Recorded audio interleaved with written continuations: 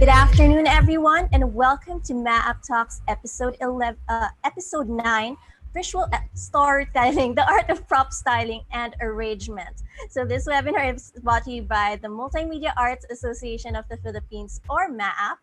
So MMAAP is the first ever professional organization in the Philippines for multimedia arts, and it hopes to represent, empower, and connect multimedia individuals all over the country. We still have a lot of incoming events and opportunities in store for both MMAAP members and non-members. So in the near future, we will also be opening our doors to member registration for you to have access to exclusive perks, so watch out for that. So for more updates, you can follow us on our social media channels with the username @MMAAPOfficial.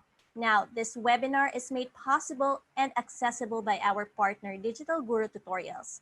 Digital Guru Tutorials is an online platform that offers free tutorials in Tagalog about photography, video or film, 3D animation, multimedia, and technology. So for more information, follow Digital Guru on Facebook at Digital Guru Tutorials.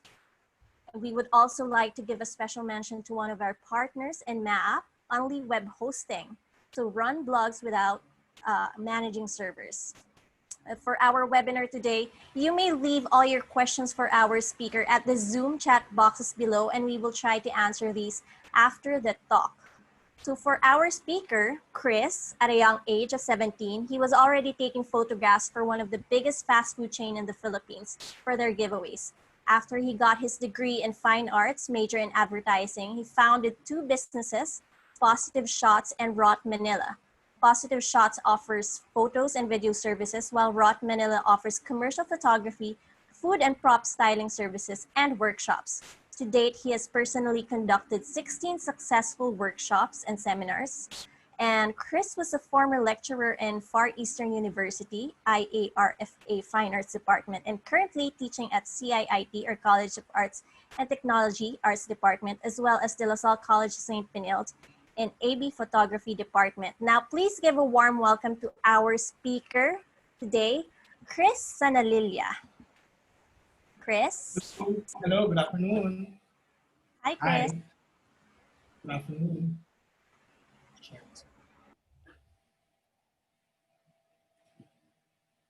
Hello, good afternoon. I'm Chris Sanalila.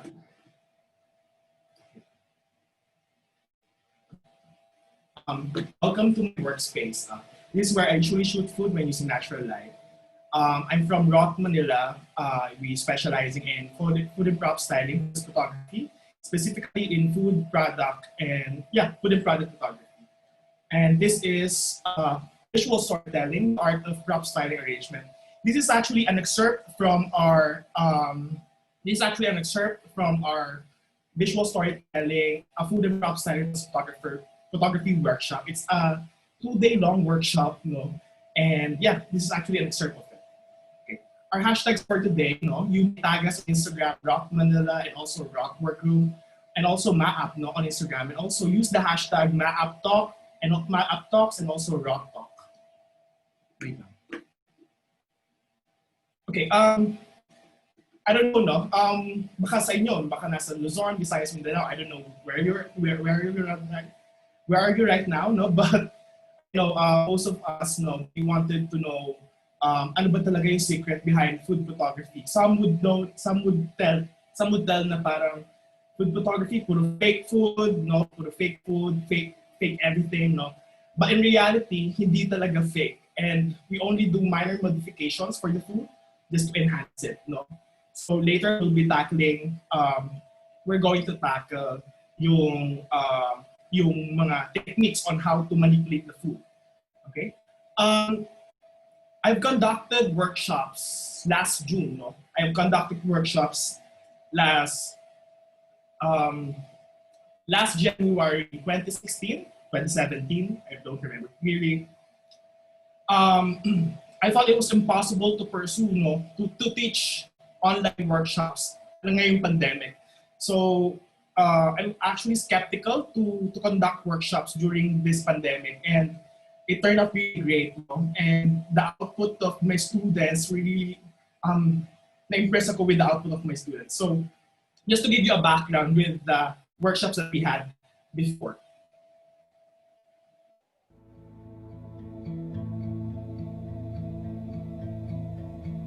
Beyond the land of the right, the land of the wrong, there's a field waiting for us all. The notions of you, the notions of me, we finally agree, don't mean a thing. Burn the scorecards, balance out the scales.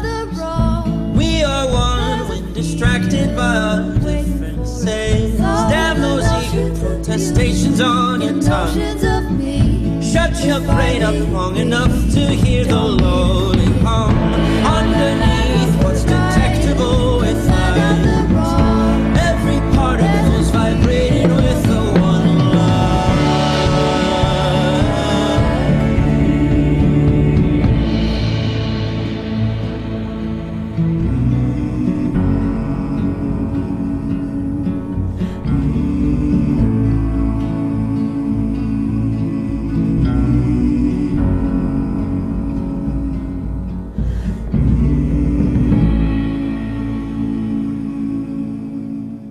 So yeah, that's what we did last September. That ends our workshop before. So yeah, okay. So here are some of my students' works. I thought no, hindi nila kaya, hindi nila magagawa yung shoot or yung mga plates na pinagawa ko sa kanila. But it turned out really good. What I, I think what they need, what people need lang, is for them to have to know yung foundations and the fundamentals of food photography, food and prop style photography, on how to arrange the components and elements within a layout. Again, no, I'm Chris Sanalila. I'm a food and prop stylist, photographer, lecturer, owner of Wrought MNL. No? So that's what I usually do.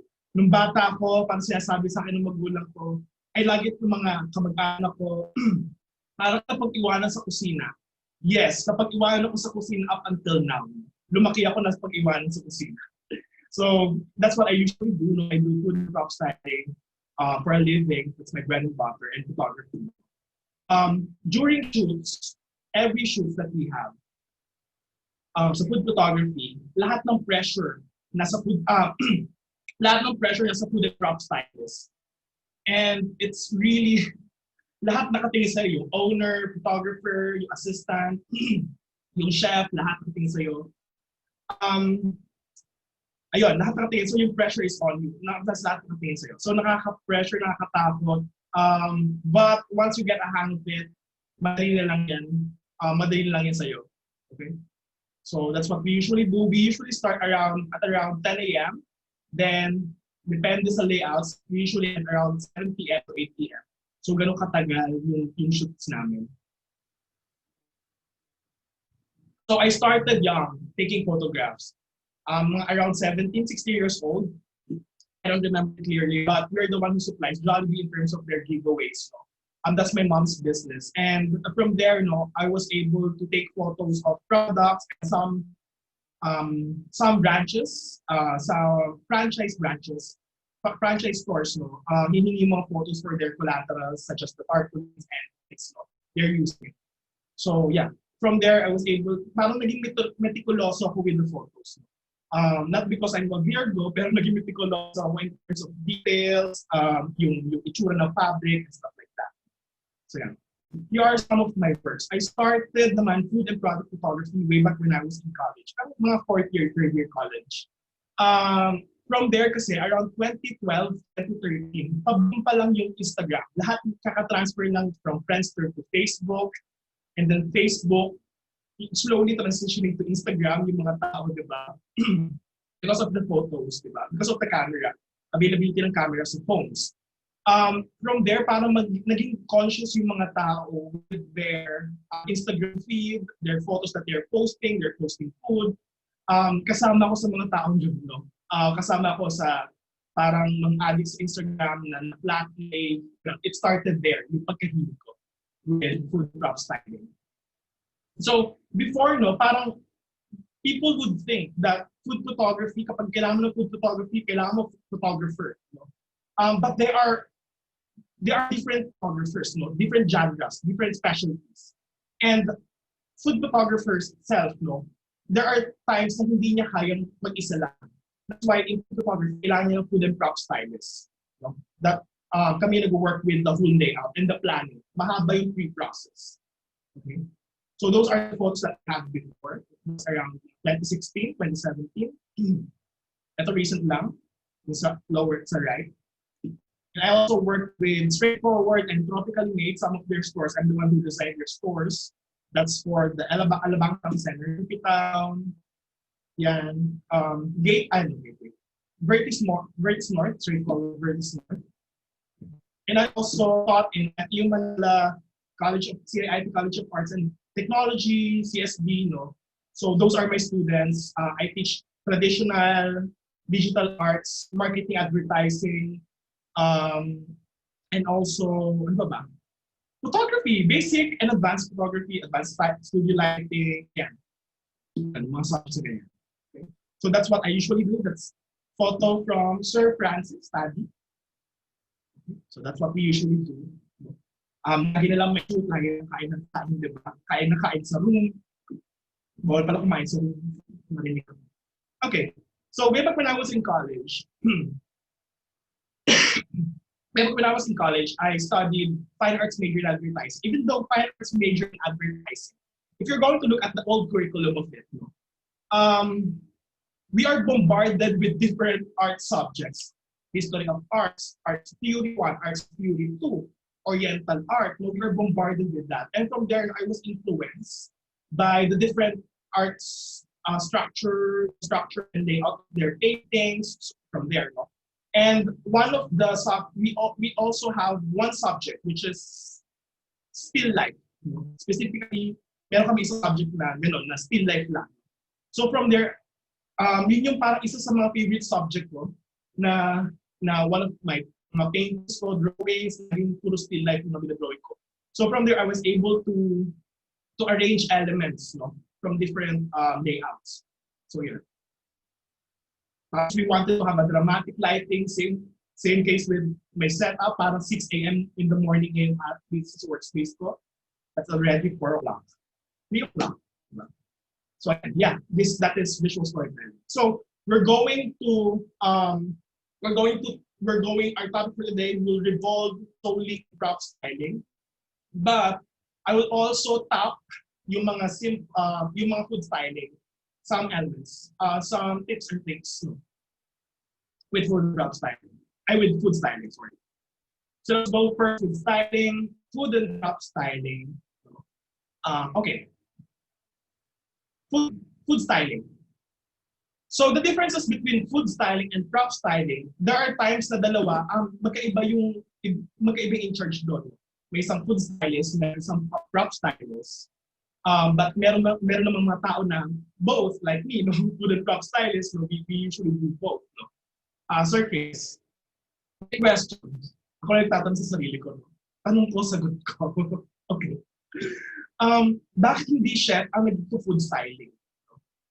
Okay, actually, I'm currently taking my master's, no, and I'm planning to, I'm planning, but inaaral ko yung food styling here in the Philippines, so, and other styling around the world. No, what I'm thinking now, I know, based on my research, check ko yung culinary arts, check ko yung different fields, no, saan ko ba makuha yung fundamentals with food styling?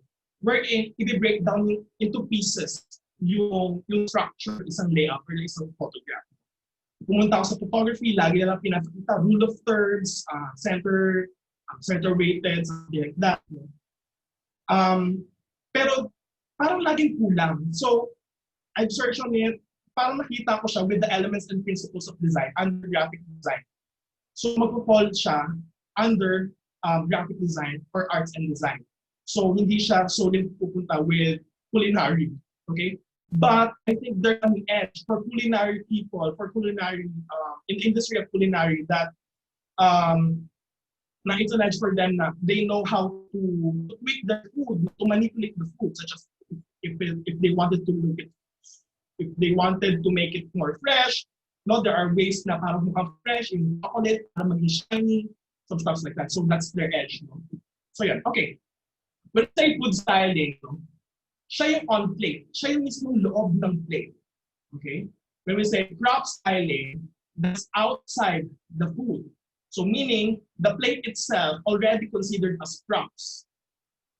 Gets? So again, the food, that's yung red one would be food styling, then prop styling would be the outer portion of the food. Siya yung mismong plate, starting from the plate, and so on and so forth. Okay? So yan lang, mga common natin. Yan yung pinaka-basic. Okay? So let's go first is food styling.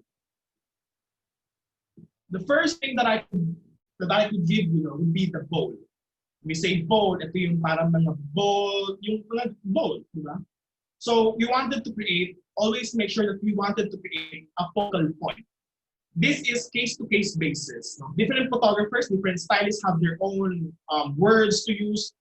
They have their own techniques. No? But this is my take in terms of food styling and prop styling. Okay? You just need to be open for this. Okay, let's start with the bowl. No? We usually want to create a focal point. So let's assume na meron triangle in between the bowls. Okay? So from there, no, what you can do na, lahat ng elements or components or ingredients na doon sa food or dish, you need to make sure na meron siya triangle structure. When you say triangle structure, you need to arrange the elements na triangle. Not literally triangle. Huh? So with that, no, you may use tissue paper as foundation doon sa ilalim ng food. No? And also, if you're going to pour some liquid on it, then make sure huwag siya abot ng rim of the bowl.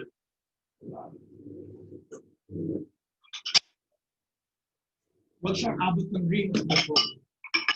So when we say the rim of the bowl, ito yun. Yung pinakabungangan ng na bibig ng bowl. Okay? So make sure na around 60 to 70%. It will depend on your bowl pa rin. There are bowls na malaki yung opening. There are bowls na maliit lang yung opening. Di ba? Para siyang pa-champagne or like pa-wine yung opening ng mouth ng bowl. No? It's yun. So make sure na it's 60 to 70% in liquid doon sa loob ng bowl. Okay?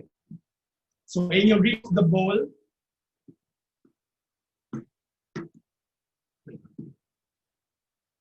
so that's rim of the bowl.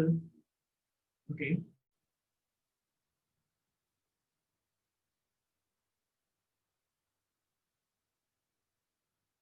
Okay. So let's assume na this is the bowl. No? Ayan, naka-triangle structure. Kung makikita niyo yung meat, no, nasa middle siya. And then for you to have space pa with other ingredients, ilalagay mo siya dun sa gilid. Sa may left, or surround the area. Para meron kang focal point na titignan mo una, which is the pork. No? Not literally nga gawa ka ng triangle in between sa middle ng bowl. Hindi. But imaginary like na lang triangle. Okay?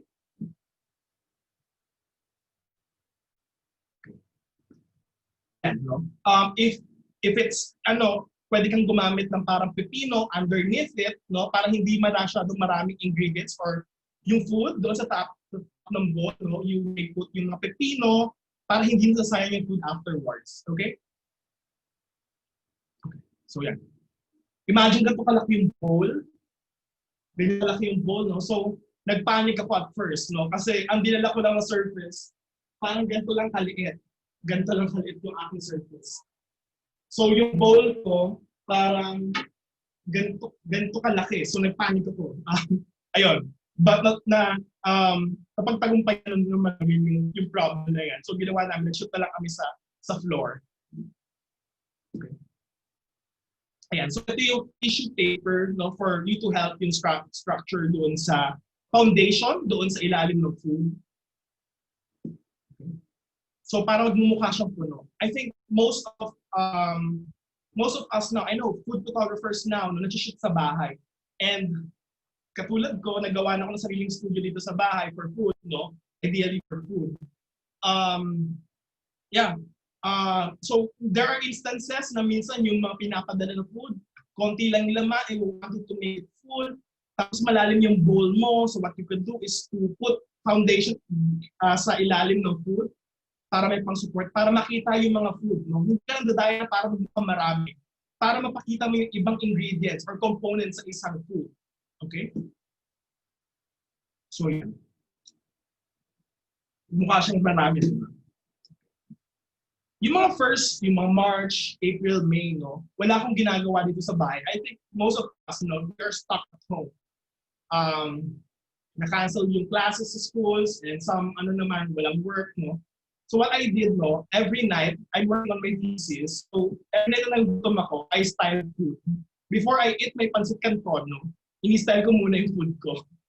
So what you can do, aside from tissue paper, you can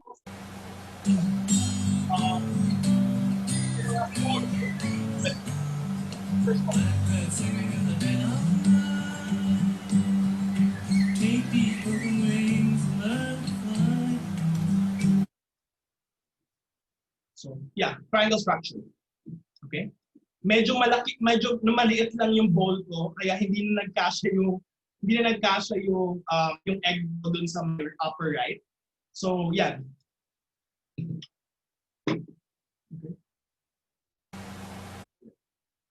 Okay, for two elements. When we say two elements or two components of food, no? Say two elements or two components of food, what you can do there, no, is to spread it evenly. Lang maglagay ka dyan, you can put somewhere here, here, here, here. Make sure that spread out yung food, yung two components that you have. Okay. That's for diba, the chicken and also yung kulay green na sile. And we also have here yung banana, then ice. So, yan. It's kind of boring, but I'm challenging myself kasi na ano na padala dito ni mama na food, yun lang i-style ko, hindi ko pwede magdagdag. So I want to make it still appetizing. No? So my mom is very straightforward kapag nagluluto. Kapag sinabing saging con yelo, saging at yelo lang, ako pala dagdag ng gatas. Hindi may gatas dito sa bahay. Okay. Other modifications and yeah, other modifications. One of our clients, that's Mala Szechuan ata to, Wrought Manila, no, sa Ross Boulevard. Makapagal pala, Makapagal Boulevard. Okay. What they have here, no, I think yung client, no, she said na parang hindi daw mukhang chicken yung chicken. So, ano mo gagawin niyo? Paano mo magmukhang chicken ang chicken kung chicken na, di ba? Kung hindi, di ba? Gets nyo? So, actually, natulala ko, hindi ko alam gagawin ko. So, what I did na lang, no? Ano ba yung parang, if we're going to, ano ba yung unique selling point ng chicken in terms of visual appearance, no? In terms of visual appearance, ano ba yung nag-iiba sa kanya with other meat, di ba? I think one of the identifying factor of chicken would be the skin, the chicken skin. So what I did, I think the sauce kasi it's too thick, no? It's too thick. That's why kapag masyado kang marami nilagay sa chicken, para siyang magbe-blend in with the skin. So what I did, binrush ko ng binrush yung skin, this one, binrush ko ng binrush, no? Hanggang lumabas yung chicken skin niya, yung rough texture. Okay? So yun. Modifications for meat, no? Hindi naman kailangan naglalagay ka ng oil, di ba? Kapag meat yan, you just need to torch it, no? Pag nag-torch ka, lalabas yung sarili niyang juice, no? Kapag natutuyo na yung yung like for the burgers, no? Kapag natutuyo na siya, what you just need to do is to torch it. Okay? Lalabas na yung mismong oil niya. Okay? Most of our clients ngayon, no, shoot from home options. So, pinapadala yung food dito, minsan nakalalagay sa lagyanan, and it's really hard for us to shoot it kasi hindi siya mukhang appetizing. So what you can do, every time na pupunta siya sa food, every time na magpapadeliver sila ng food sa'yo at mag-shoot ka sa bahay, what you can do is to rearrange it. No? Labas mo lahat ng food like what I usually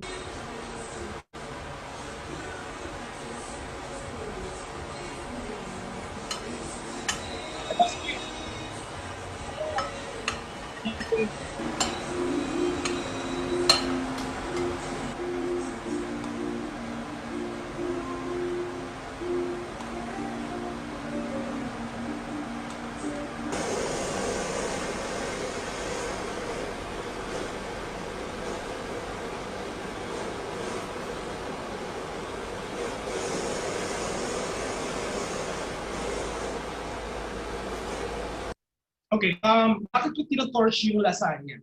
If you're going to look at the first video, this one, yan, no? Nakita niyo yung taas ng lasagna, it's too, it's too pale, no? Hindi siya mukhang appetizing. At saka sa lasagna, may hinahanap akong color, which is yung parang black speck, na parang siyang fresh from the oven, nakakalabas lang. Parang, ito kasi medyo parang, hindi siya totally na oven pa. No? Ay, siguro too much cheese, no? So what I did, naglagay ako ng lasagna, sa lasagna, no? Ginawa ko, tinorch ko, hindi na ako nag-oil. So, mas lumabas yung juice niya, and at the same time, lumabas yung black speck na hinahanap ko. And also, the variations of color na hinahanap natin. Okay? So, yan. And, when you're shooting, hindi naman kailangan lahat lalagyan mo, no? Know your angle. Kung ganito yung angle, ganito ako kuha ng photo. So, you ask the photographer, saan po yung angle niyo, sir? Saan po yung angle niyo? Yes. So, sasabihin niya sa yung angle, dito ako mag-angle, ganito yung angle ko. So, you'll be directed na ganun yung itsura. So, doon ka na lang maglalagay ng element, other components of the food. Okay? So, yan. Okay, for other modifications, no, balik tayo dito. For the greens, for the garnishes, make sure na i-ice bath nyo siya beforehand. Around 10 to 15 minutes, no? Before nyo siya i-shoot. Bawal sobrang tagal kasi if it's longer than 15 minutes or so, no, baka it will wilt, no? Mabubulok yung greens mo. So make sure na orasan mo or huwag masyadong mahaba. And then after that, ilagay mo siya sa tissue paper. Just let it dry, no? For a minute, no? For 2 minutes, no? Pagpag nyo para mawala yung water. And then para mabuhay yung color green. Okay? And also, when we put garnishes, always make sure na yung garnish mo, hindi siya yung parang, ito yung meat, hindi siya nakabagsak na ganyan. Hindi siya yung parang nakaganon, no? Parang wala siyang buhay. So make sure na merong hangin. So make sure na parang there's some air flowing doon sa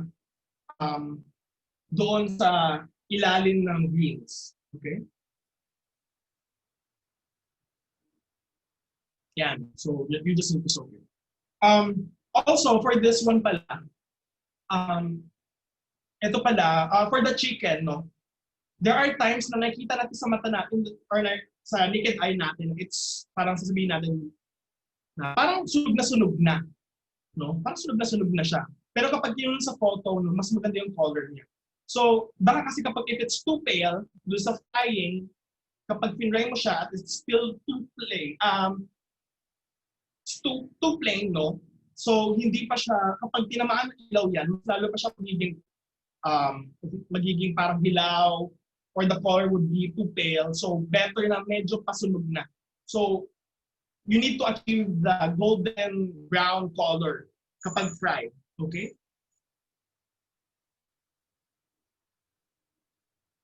For the garnishes, ito ulit, yung mga shoot from home options natin ngayon, tayo mga photographers, no, for our shoot from home options that we have. Make sure for the garnishes, magpadala ka ng, make sure na magpadala ka ng extra garnish. Kasi ganyan, kapag hindi siya, and then always make sure na iiwala yung chicken, yung meat, yung greens, yung sauce, separate everything. Okay? Iiwalay lahat, huwag pagsasamahin kapag deliver sa inyo. Kasi the greens, yung greens kasi yung nagbubuhay sa food, right? So kapag ganito itsura niya, medyo ano siya, translucent, fake-ish na siya. So, magmumukha na siya flat at hindi na siya appetizing to look at. No? If you're going to look closely with this photo, medyo flat na yung aking spring onions kasi sinama na siya beforehand. So, yun. If so, pag pinadala sa ng client mo na ganyan, then you need to still separate it, remove all the greens, remove all the sesame, then put it na lang ulit back again doon sa plate once na plate mo na yung meat. Okay? That's for the garnishes. Another for the garnishes, ayan, make sure, ulitin ko lang, I want to stress this out. Kailangan hindi siya super flat. Kailangan parang buhay na buhay siya. No? With the color and also yung paano mo siya titignan, kailangan buhay na buhay siya.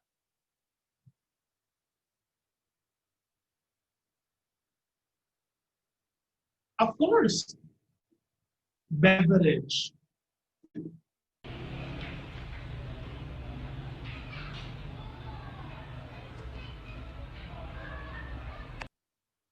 Sir Chris, paano siya nagmukhang masarap? Ay, paano siya nagmumukhang malamig kahit hindi malamig?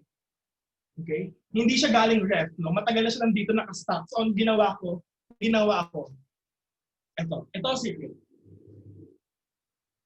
Okay.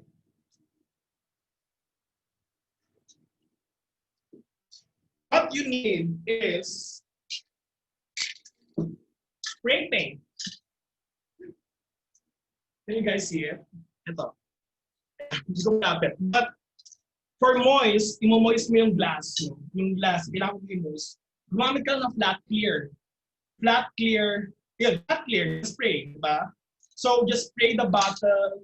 Mag-practice ka lang kasi there are distance na. Parang mukha siyang malamig, no? At hindi siya nasira agad. So yun. Pag in-sprayan ko ba ito, matatanggal pa sa glass? Yes, matatanggal pa siya.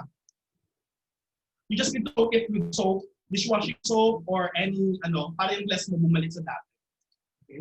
Ito yung secret para moist yung Then you just need to spray it with, I don't use spraying pang buhok, yung parang sa hairstylist.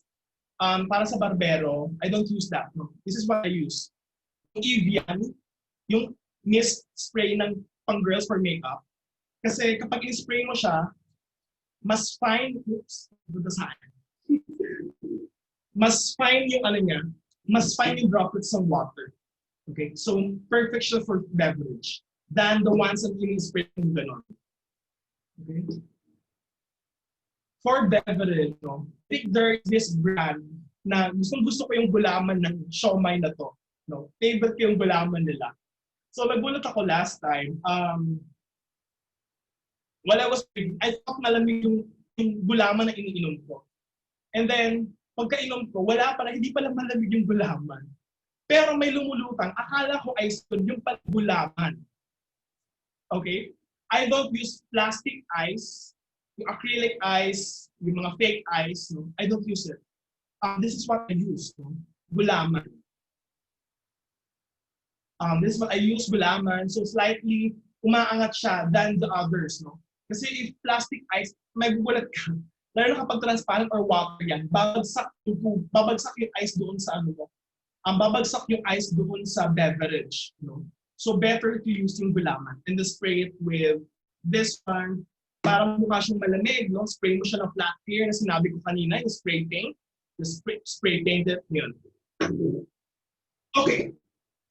So, yung beverage, yung cup, yung baso, no? Make sure na kapag in-spray mo siya, yung beverage or yung liquid na ilalagay mo sa cup, dapat hindi malamig. Okay? Bawal siya mag-moist. Kasi once na nag-moist siya, masisira itong in-spray mo dito. Okay? So, ulitin ko, from the cup, you just need to spray it with this one, the flat clear spray paint. And then from there, no, i-pour mo ilagay mo na you need to structure the ice doon sa baso. Then pour the liquid na hindi malamig na liquid, okay? Hindi malamig na liquid. Ulitin ko. Then after that, you spray it with this one. And then if you're going to touch the cup, huwag mo hawakan sa body ng baso. Kailangan doon kayo humawak sa taas kung saan walang spray. Okay? Kasi once na very sensitive kapag in-spray mo na itong flat clear kasi mabilis siyang matanggal. So make sure lang na ingatan mo yung pinaka-logo or yung branding doon sa harap ng cup. For beverage, hindi naman kailangan lagi gumamit ng fake ice. No? There's always a process when shooting real ice. Make sure na naka-layout lahat ng food, yung props mo, yung lighting nakaset na before you put the liquid and the ice. No? So yun. Set everything, check mo na yung white balance mo, the color, and white balance, layout, prop, styling, Kailangan set na siya bago mong ilagay yung beverage. Ay, bago ilagay yung liquid, okay? So for the ice cream, kailangan ba laging thick? Kailangan ba laging mashed potato, no? You can definitely work with mashed potato, but you can also work with the real ice. Sa industry ba laging gumagamit ng fake ice, no? Based on my experience, parang hindi pa naman ako gumamit. No? Tsaka ilan pa lang yung kain ko may ice cream. So, hindi ako tumatanggap na may ice cream. Joke. Joke. So yan, what I do, no, bumibili ako na, I don't know kung nasaan yun. Okay, so yung scooper ko, yung ice cream scoop ko, make sure na lalagyan mo siya ng butter. Yung pinaka scooper ng ice cream, lagyan mo siya ng butter doon. Wag yung mga star margarine, yung masyadong mapigment, yung color ng margarine. Kailangan, like, dairy cream lang. Okay lang magsabi ako ng mga brands. I think okay lang naman. Yung mga dairy cream, ganun, okay yun, advisable yun, okay? Make sure lang na wipe it with butter, and then scoop sa loob ng fridge, sa loob ng freezer, scoop, then bumili ka ng dry ice. No, dry ice, that's only 150 to 200 pesos per block. 1 kilo. Ganito lang siya kalapat, ganyan. 1 kilo. Parang sa around 8 inches by 5 or 4 inches. 8 by 4 inches. That's around 150 pesos. And after scooping, ipatong mo siya doon sa dry ice. No? And leave it there for a second, and then maglagay ka sa gilid ng other, you need to scalp it. No? Scalp ka. So, identifying factor for ice cream would be the texture. We are looking at the texture of the ice cream. Okay. This one. May variations. Merong dry, merong super texture, meron dapat parang merong gloopy or parang medyo wet na yung texture. So, ganun yung nahanap natin. Okay. Yeah. Okay. So, set everything, set the prop styling, set the lighting, the camera setting, set everything. Yon. So, bakit hindi ka gumagawa ng mashed potato or what? You can check the advertising code of ethics of the Philippines. No? I think it's already presented. Number 1 pa lang sa article section, they have section 24, just read it, no? I think they are very vocal with what they want advertising. No? But some, no, they put disclaimer, no, disclaimer to it, no. But it's up to you if you're going to do fake ice. Okay. Number 1, that's section 1. Number 1, that's article 4. Claims of products and service, properties or characteristics should be clearly presented and should not, in the guise of creativity, be confusingly or misleadingly distorted or exaggerated in the light of the products or services market. Okay? But it's up to you, as a food and prop stylist, anong gagawin mo dyan. So you just need to ask the art director, or if malaking shoot yan, you just need to ask them beforehand, would it be okay na to use fake ice cream, to use mashed potato, to use other manipulation na gagawin mo sa ice cream, no? It's up to you. Then ask them if they said go. Then at least meron kang backup. Then make sure na it's a written ano, di ba? Mahirap na kasi sa advertising marketing, malaking gagastos sa shoot and everything, tapos mapipenalty ka lang, bababa yung billboards or any print ads, di ba? So sayang yung binayad. So yun. Okay. Styling food, no? Sa mga brownies, marami nag-bake ng pastries, no? May nakita ko sa Instagram, make sure na there's always, wag yung ganito, wag yung nasa left side. Wag yung ganyan. Okay? Kasi, mukha siyang parang semento. Yung parang semento, kulit lang palitada. Maglalagyan ko ng semento dito, maglalagyan ng semento dito, ipa-flatten ko na siya. So make sure na hindi siya flat. There's a variations of sizes and angle. Same goes with this one. Okay. And for stocking, For this one, what you can do, no, there are cookies na sobrang laki. I think one of my clients, one of my friends din, no, magbibenta siya ng cookies, and then I asked her, ganito ba talaga serving niyo sa cookies? Kasi parang masyadong malaki. Akala, parang masyadong malaki yung cookie mo. So, yung cookies mo. So, sabi niya, ganun daw talaga yung serving nila. Ganun daw talaga yung size na binibenta nila. So, okay, I'm good with that, no? But the problem with that, kapag in-stock mo yung mga malalaking cookies na yan, ang mangyayari, babagsak yung sides, no? Kasi masyadong malaki yung sa middle, and then sobrang ipis lang sa sides ng cookies. So, ang mangyayari, mag-gaan siya, parang siya mag-deplete, no? Babagsak siyang gano'n. Okay? So, what you can do, no? Lagay ka lang ng support.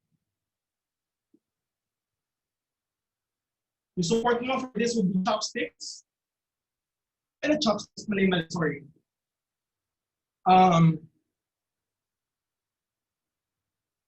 Toothpick. Toothpick or any straight edges. Popsicle, para lang pang support. And then just tell the photographer na pakiiwasan na lang yung yung nilagay ko support sa ilalim ng cookies or the food, no? So para ibahin nila ang angle niya, para hindi makita yung ibang para hindi makita yung chopstick, yung toothpick, di ba? So even though malaki siya, at least ayan, hindi pa rin siya mukhang saging. Okay? Lalo ngayon, no, ang dami ko na-experience during pandemic. No? I think one of which would be the food. Ang laging problem ko with the food, pag pinapadala yung food pinapadala yung food dito sa bahay, laging deformed or sira-sira na, no? You can do retouches. Kaya every time na may shoot, no, make sure magdala ka ng other ingredients of the food. Kung meron kang cashew or walnut, no, yan, and make sure na nagpapadala din sila ng other chocolates, no, for retouching. Okay? So, before and after. So that's styling, food styling. Actually, super dami pa sa food styling. It's just that hindi ko ma-enumerate lahat ng food, 'di ba? Kung gaano karami yung food, iba-iba yung way for us to tweak it, no? But it's up to you for you to discover, no, ano pa ba yung ibang pwede natin magawa with food styling. Okay.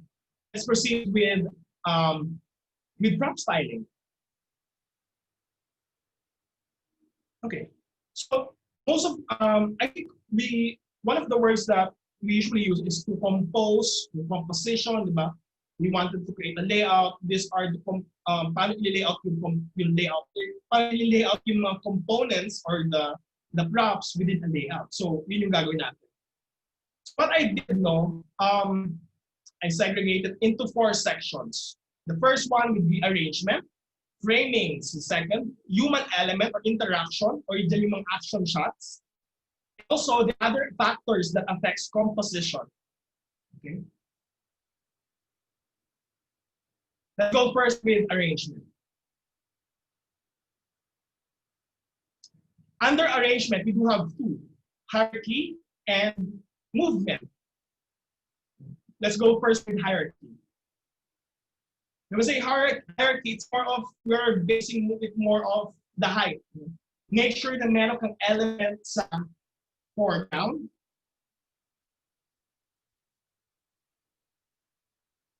mid structure, also the background or the top, no? So yan, kailangan meron kang variations there. Yeah. This photo, I think it's really hard to tell a story using inanimate objects. No? Mahirap talaga. But what you can do is to, like for this no? For example, it's dramatic, no? Cupcake and candle, no, signifies birthday, no? Para hindi lang mapakita na nag-iisa yung birthday celebrant. So what I did, naglagay ako ng two layers of plate, no? So it suggests na meron siyang kasamang iba, na hindi siya nag-iisa.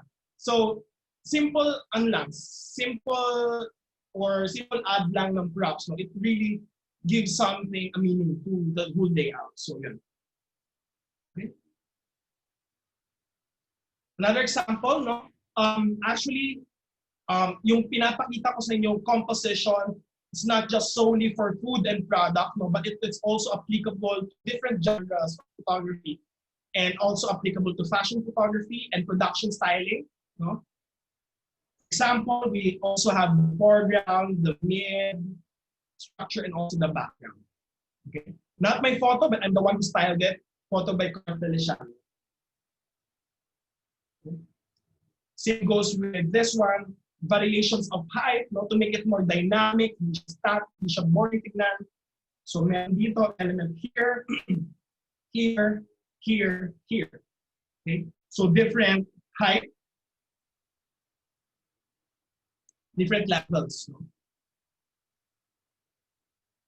Or you can also use yung mga pedestals for you to use different height structure. No?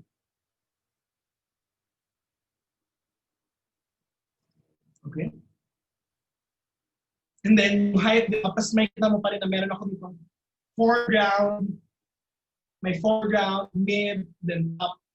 So, nag-iiba lang itsura niya. Pero laging nandun yung mga sabi ko kanina. So, another dominance. This photo, way back 2016 pa ata to. Kaya yung ganyan yung styling ko before. I think, ayan, yung styling ko before, makala ko mag-styling.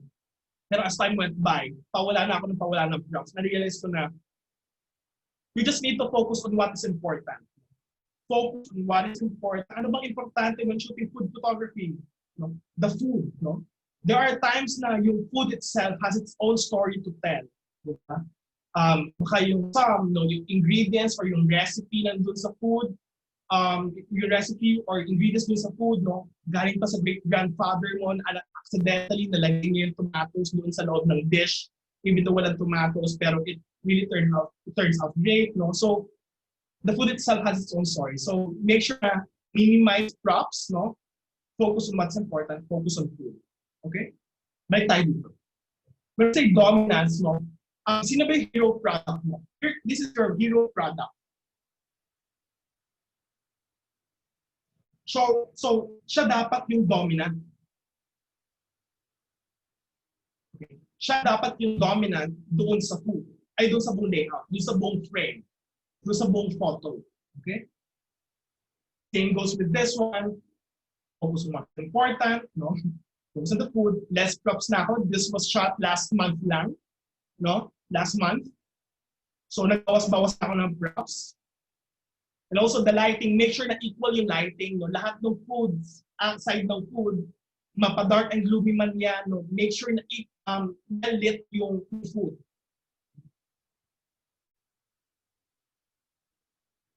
When we say dominance, no? Make sure na around 70% to 80% of it, no? Sakop ng hero product. No? Or you can also use large plates like this, yung mga malaki yung mouth, yung rim ng plate, para mapafocus ka doon talaga sa food. No? Like here, ang laki ng white space, so mapapakita talaga doon sa color red na food. Diba? You can also do that. And also for the sauces, make sure wag na plain, super plain. Maglagay ka ng konting beans para lang mabuhay. Hindi siya too plain. Or just cook it with spoon para magkaroon lang siya ng shadows dun sa mismong sauce. It would look interesting. Dominance again, no? Yan, focus on food. Yan, lapit mo lang, zoom in, tight shot. Very good. Again, no, 70 to 80% of the frame, kailangan nasa subject, hero product.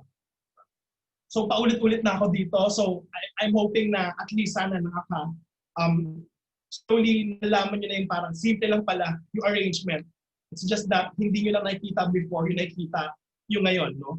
I'm exaggerating everything sa presentation ko para makita nyo talaga yung different arrangement of props. Okay, next, no, let's proceed with movement. When we say movement, no, it's more of arrangement of layout, arrangement of layout. For this, no, ayan. Yung utensils, yung box, naka-diagonal motion siya. Naka-diagonal positioning yung elements. Okay? Or you wanted to make it literal, di ba? Lagay mo dyan. Hindi kapag nahirapan ka with flat lay, what you can do is the dynamic layout or pa-diagonal layout. Mas mapapadaling mas spread yung food, no? Sa middle mo ilagay yung food, then maglagay ka ng elements sa sides like yung fabric or other elements such as the fruits, di ba? Para lang, ayun, mas madaling mag-layout kapag dynamic, pa-diagonal structure. It was 2016, no? Some spot examples. Ganyan pa ako mag-style before, ang dami. Naglalagay pa ako ng mga flower at halaman. Pero ngayon hindi na ako naglalagay ng mga halaman. No. Later, i-discuss ko bakit. Bakit, Chris? Bakit? Okay. Also applicable to conceptual photography, di ba? This is for album cover of my friends for Spotify. I don't know, for her album. Yeah, diagonal. No? Dynamic movement. No, hindi naman kailangan literally pa diagonal, but to create a dynamic movement, some garments kailangan mo na siya i-wave para magkaroon siya ng flow doon sa para papasok yung hang or naglalakad siya, no? And that creates a sense of dynamic to it. Dynamic will also add the power of 3. 3 elements, add numbers, no? Make sure lang add.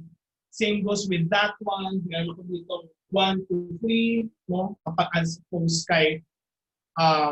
opposed na, okay, wait lang.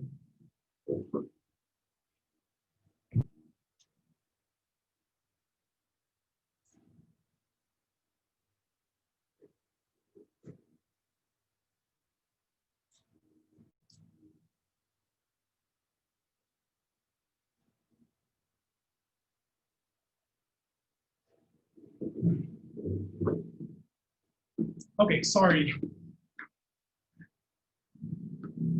Where's my slide? Okay. Tayo.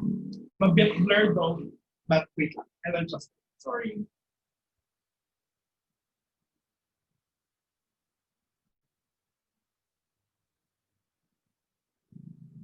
Okay. We're back. Dynamic movement, the power of 3, no? The formal structure, you just need to arrange it, no, horizontally or vertically straight. It's kind of boring, but sometimes there are layouts that needs this kind of layout, no. Lalo na kapag mga formal structure na yan, yung mga like pang gentlemen, like yung mga suit, di ba? It would look interesting to pa formal. It looks premium or ganun ba? So that's for the arrangement. Okay? Let's proceed with framing. Ito po papasok yung lagi na nakasanayan. Kapag we're teaching or we're searching for reference on how to compose a layout, no? The framing. Papasok dyan yung 3 important things na lagi kong ginagamit would be the rule of thirds, center layout, and also tight shot. Under framing, we do have rule of thirds. No? Hindi nyo mapapansin, but yung arrangement arrangement of this food, no, under siya rule of thirds, and also it suggests kasi dynamic. Like yung discuss ko earlier. So parang nagkakasama-sama na siya, plus the hierarchy, itong foreground, mid, and so on and so forth. But let's proceed with rule of thirds. You just need to cut it in 3 by 3, di ba? So, yung element ko from here going here. So, you know na papunta doon sa left. Papunta sa lower left. From upper right to lower left. Framing, center, this is applicable for square crop, like yung Instagram, no? Very much applicable to there. Okay? Framing, center, if you want to focus on something, no, it would be great to ilagay mo siya sa middle. Then make sure lang na there are, yung mga daliri nyo, magganto kayo. Okay, para maghugas ng kamay, then you just need to wash it. Yan, you just need to shake it. And then, kailangan, there's a variations, wag siya yung parang isang size, isang height lang ng hands, yung mga fingers mo, kailangan may variations. Ayan, nakapuro. Okay.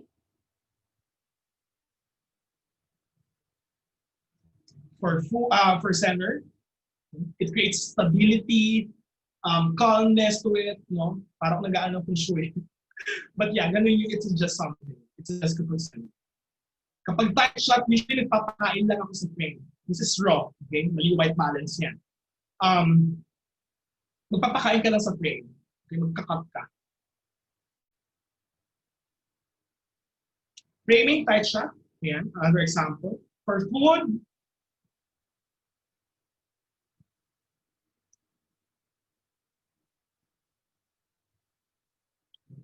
mali ito, ha? Hindi namin ito nakita. Well, dapat overflowing. Mukhang generous, grabe naman, sobrang generous naman na itong brand na ito na kanyang mag-serve ng kanyang. So, bawasan nyo. Again, yung sinabi ko na 60-70% lang yung liquid doon sa bowl or any type of sauce or lalagyan. Okay? And also, you need to clean the edges of the sauce. Okay? The cup. Then, tight siya, usually papagal ng edges. Yung element, dito papasok yung mga kamay-kamay or the interaction between the subject to the food or the human to food, and also yung mga action shots, yun, dito papasok yun. So interactions, this is for, yeah, interactions, kasi mababago yan every time na kailangan kapag shoot ka ng ganito, make sure na ipapasok mo yung kamay mo. And then, isang photographer or isang tripod na gano'n, yung boom stand. Ayan. Tapos, bago ka mag-set ng elements doon doon around the area. Okay, kailangan mag-set mo na siya. Interaction, di naman kailangan lagi may kamay. No? There are times na kailangan ibuhos mo lang siya, no? Rim of the, yung pinaka-mouth lang nung carafe or like the bottle, no? Yun lang kailangan mo for it. Okay. Interaction, another example. Ayan. Binuhos ko lang yung salt. Actually, that photo, that's around 12 midnight. Nagutom lang ako kasi nanonood ako ng anime. Parang gusto ko ng boiled egg. So bago ko kinain, in-style ko muna, then nilagay ko ng rock salt, mas laki yung butil. Interaction.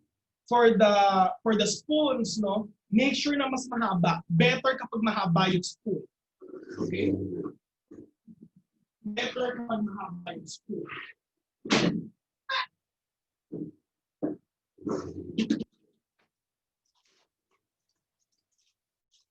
For this one, hindi ko makita. Okay. Mahaba siya, no? Parang around mga 7 inches long. Better to have yung mga 7 inches long than the usual. Ayun, better na mas maliit yung spoon mo than the usual. Okay? So yeah. Okay, and other factors that affects composition. So everything na lahat ng gagawin nyo, from arrangement, from framing, from human element, anything na may i-adjust ko, there will be a tweaking process. When I say tweaking process, may adjustments kang gagawin in between. No? Kapag nag-adjust ka ng frame, mag-a-adjust ka ng arrangement, ng props. No? Kapag may lagi ka ng human element, you need to adjust the elements and stuff like that. So, that's how you compose the layout.